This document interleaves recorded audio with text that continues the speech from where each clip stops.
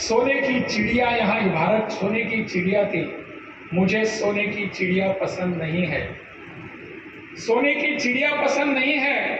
हम सबके प्रयासों से आने वाले 25 वर्षों में अपना देश सोने का शेर बनेगा और दहाड़ को एक लगाएगा पूरे विश्व में। सोने की चिड़िया की कल्पना छोड़ दीजिए, हम सोने के शेर बनेंगे। पूरे विश्व को लगना चाहिए शेर आया है। चिड़िया को कौन भी देखता है? शेर के सामने सब नतमस्तक हो जाएंगे। ऐसा एक शेर अपना देश बनेगा, विश्व गुरु बनने का हमारा सपना ऐसे ही सब पूरा हो जाएगा। बिहार के विद्यार्थी मदुरई में है, बिहार के विद्यार्थी दिल्ली में है, बिहार के विद्यार्थी मुंबई में है, बिहार के विद्यार्थी गोवा में है। यहाँ से इतनी अपनी शिक्षा की बड़ी परंपरा है, इतिहास है। ऐसे अपने प्रदेश के सभी अपने युवा शक्ति को बाहर जाकर पढ़ाई करने की जरूरत क्या पड़ती है? हमारी कहाँ त्रुटियां हैं? हमने इस कमियों को दूर करने का प्रयास क्यों नहीं किया? और आपकी यह सहनशीलता देखकर मैं आप सबको प्रणाम करता हूं। आपके मन में जरूर विचार आया होगा, भाई आप और कितने बोलोगे? आप एक बज चुका है। परंतु इस सब भावना का कदर करते हुए मैं ज्यादा समय लेने का प्रयास नहीं करूंगा। आज हम इतने अच्छे सुंदर अवसर पर इकट्ठे हुए हैं।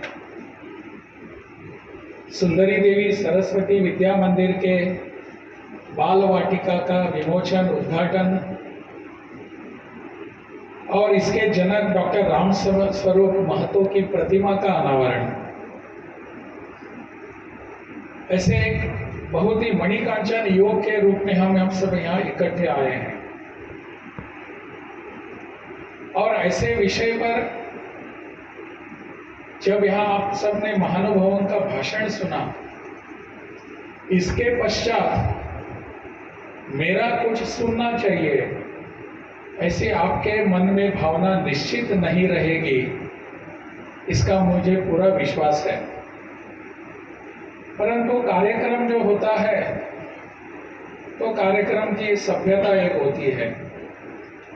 जिसको यहाँ प्रमुख अतिथि के रूप में बुलाया गया है उसको भाषण करने के देने के लिए आवश्यकता होती है, और उसी कारण मैं यहाँ आप सबके सम्मुख उपस्थित हूँ। इस अवसर पर यहाँ मंच पर उपस्थित हैं, अभी अभी जिनका आपने उद्बोधन सुना, भाषण सुना, ऐसे मेरे मित्र, विधान परिषद के विरोधी दल के नेता तथा यहाँ के प्रदेश के भारतीय जनता पार्टी के नवनिर्वाचित अध्यक्ष श्री सम्राट चौधरी जी हमारे साथ उपस्थित हैं। यहाँ के लोकप्रिय सांसद प्रिंस राज जी, राष्ट्रीय स्वयंसेवक संघ के क्षेत्रीय कार्यवाह आदरणीय डॉक्टर मोहन सिंह जी, विद्या भारती के बिहार के। इस अवसर पर हम कुछ चिंतन मनन करने के लिए इकट्ठा आए हैं।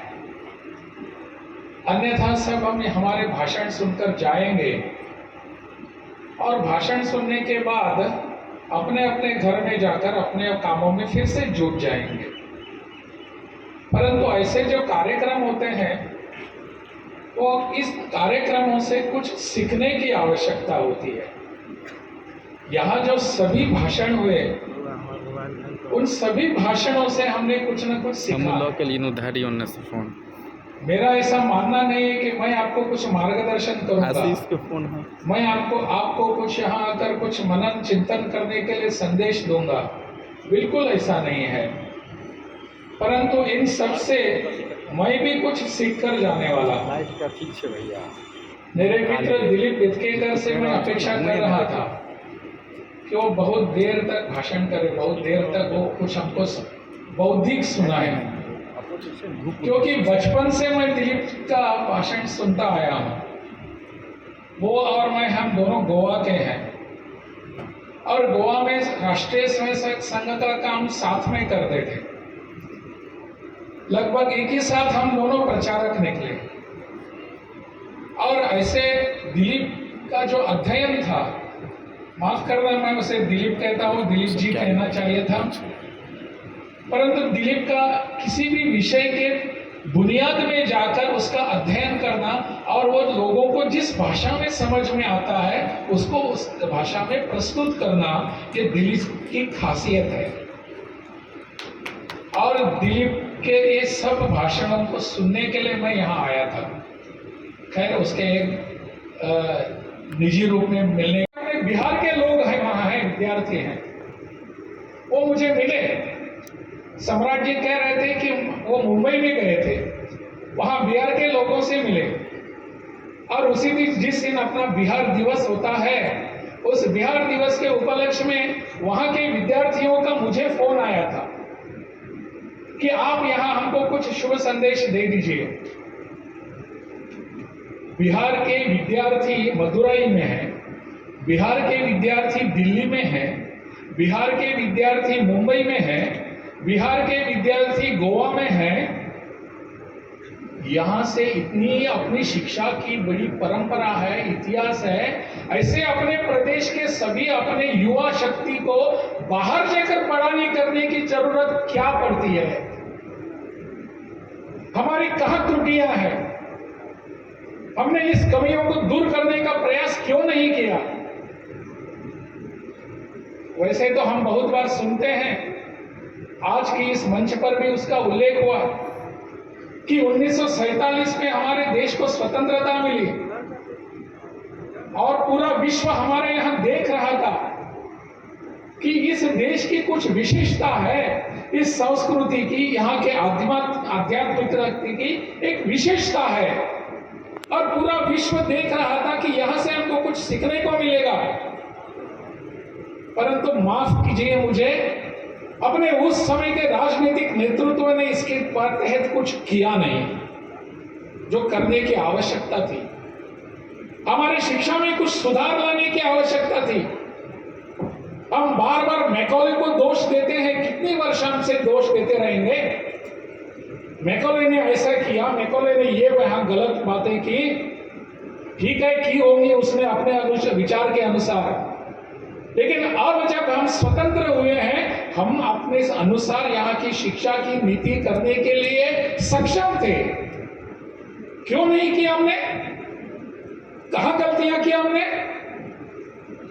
दुर्भाग्य यह था कि हमने यहाँ कुछ सीख देने के बजाय विश्व के बाकी के लोगों की इकोनॉमी हो, उनकी शिक्षा हो, उनके प्रयास हो, उसकी ओर देखने का हमने यह सिलसिला शुरू कर दिया। वास्तव में हमारी यहाँ इतनी समृद्ध परंपरा और इतिहास है, इसको लेकर आगे बढ़ने की आवश्यकता थी। ठीक है, देर से हो लेकिन दुरुस्त से ही। आज हम एक नई शिक्षा नीति लेकर आए हैं। राष्ट्रीय शिक्षा नीति 2020 हमारे सामने आज है। उस शिक्षा नीति के तहत हमको आज यहाँ का समाज सुधारने की और शिक्षा में यहाँ की शिक्षा सुधारने का एक अवसर मिल रहा है। हमको इससे दूर भागने की आवश्यकता नहीं है। उच्चतर शिक्षा के यहाँ ने विश्वविद्यालय से कुछ करने का प्रयास मैंने शुरू कर दिया है, परंतु नीचे से भी इसके लिए प्रयास होने की जो राष्ट्रीय शिक्षा नीति आई है, इसके आधार पर हम आज जो हमारे दिलीप वित्केकर जी ने बताया कि परम वैभवम नेतुम एतत्स्व राष्ट्रम की जो भावना है, वंदे मातरम का जो विश्वास है, भारत माता की जय की एक मूल श्रद्धा है, उस तक जाने की क्षमता अपने राष्ट्रीय शिक्षा नीति में है। इसको समझकर हमको आगे बढ़ाने की आवश्यकता है। यह शिक्षा नीति मेरी है, अपनी है। दुर्भाग्य से अनेक अध्यापकों को नहीं लगता जो अध्यापन कर रहे हैं कि यह शिक्षा नीति क्या है। यह शिक्षा नीति आगे बढ़ाने की जरूरत है। मैंने विश्वविद्यालय के स्तर पर प्रयास शुरू किए हैं, उनको ये सब बातें बताने की आवश्यकता है और इसी वर्ष से हमने इसके कुछ भागों को लेकर शुरुआत करने का प्रयास किया है, निश्चय किया है, संकल्प किया है।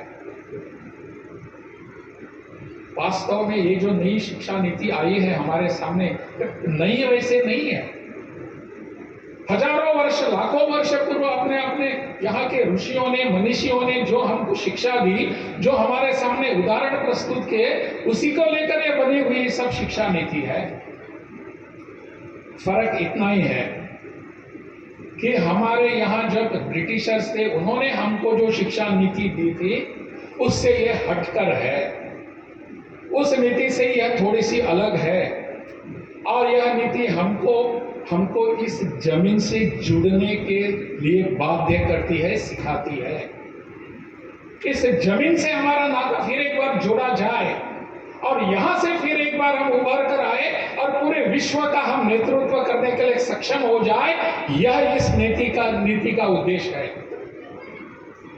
अब मुझे तो लगता है कि हमारी जो उपनिवेशक की जो सोच है, कॉलोनियल सोच है, इसको दूर करने वाली एक पहली शिक्षा नीति है। First attempt to decolonise our education. ऐसे डीकॉलोनाइज करने वाले अपने एजुकेशन की ये जो नीति है, हम सबके लिए है। मुझे लगता है इस दिशा में हम सबको प्रयास करने की आवश्यकता है। और प्रधानमंत्री जी ने हमको और एक बात यहां दी है, देश स्वतंत्र 1947 में तो हो गया, that was a political freedom, हम यहां थे ही। उस पॉलिटिकल फ्रीडम के बाद 75-76 वर्ष हो गए हैं, हम विश्व गुरु बनने की फिर से प्रयास कर रहे हैं, सपने देख रहे हैं। हम विश्व गुरु कैसे बन पाएंगे? मैं समझता हूं आने वाले 25 वर्ष हमको स्व जागरण करने वाले वर्ष है, स्व जागरण करने वाले वर्ष है। स्वदेश होगा, स्वभाषा होगी, स्वदेशी की यहाँ के आवश्यकता, उपकरण जो है, यहाँ के अप्लायंसेस है, स्वदेशी होंगे। स्व इतिहास होगा, स्व परंपरा होगी, स्व शिक्षा होगी। इसके आधार पर हम आने वाले 25 वर्षों को हम यहाँ मनाएंगे। और उसके बाद अपने देश की उद्यमिता इतनी बढ़नी चाहिए कि पूरा विश्व हमको देखते रहेगा। हमारी वाणिज्यिकता इतनी बढ़नी चाहिए, पूरा वे देश हमारे यहाँ मार्गदर्शन करने आएगा। हमारी शिक्षा इस प्रकार की बढ़नी चाहिए कि पूरे विश्व के लोग फिर से नालंदा में आएंगे और यहाँ से शिक्षा प्राप्त करेंगे। इसको स्व जागरण कहेंगे हम। यह स्व जागरण का विषय लेकर हमको आगे बढ़ने की आवश्यकता है। वैसे तो भारत को हमारे अनेक लोग कहते हैं ये सोने की चिड़िया थी। सोने की चिड़िया कहाँ थी? यहाँ लूटने के लिए सब आते थे। अनेक उदाहरण है, हम देखते हैं, इतिहास में पढ़ते हैं। सोने की चिड़िया, यहाँ भारत सोने की चिड़िया थी। मुझे सोने की चिड़िया पसंद नहीं है, सोने की चिड़िया पसंद नहीं है। हम सबके प्रयासों से आने वाले 25 वर्षों में अपना देश सोने का शेर बनेगा और दहाड़ को एक लगाएगा पूरे विश्व में। सोने की चिड़िया की कल्पना छोड़ दीजिए, हम सोने के शेर बनेंगे।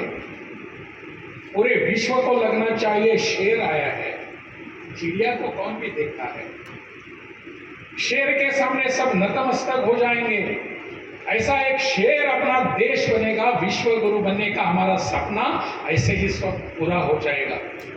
मुझे लगता है इस दिशा में हम सबको शिक्षा को लेकर जाना है, हमारी संस्कृति को लेकर जाना है, हमारा विश्वास इस दिशा में जाने की आवश्यकता है। और ऐसे प्रयासों में आज जैसा जो कार्यक्रम है, ऐसा कार्यक्रम हम सब महानुभावों को लिए एक चिंतन करने का, मनन करने का अवसर देता है। इस दिशा में हम चिंतन करके जाएंगे, यही मेरी शुभकामना है। बहुत बहुत धन्यवाद। भारत माता की जय।